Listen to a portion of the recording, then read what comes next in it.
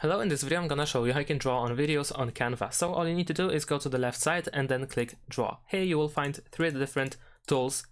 We have pen, marker and highlighter, and in addition to that we also have eraser. So let's start with the pen.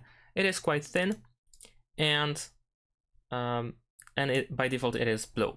We can also use the marker, which is red and a little bit bigger, and we also have the highlighter, which is the biggest of them all and also a little bit transparent. We can use the eraser by clicking the left mouse button on the selected draw, on the drawing that we have created. And we can also press and hold the left mouse button and then go through the video to erase them quickly, or multiple at once. If you want to, you can also customize these tools. For instance, you can select the marker. Over here you can choose a new color. You can click on add a new color in order to open the color pick and set your own color. And you can also change the size of the tool. You can change the weight, so make it bigger or smaller, like so. And of course you can also change the transparency, like so. And then also, in addition to that, you can click on the cursor in order to simply use the cursor.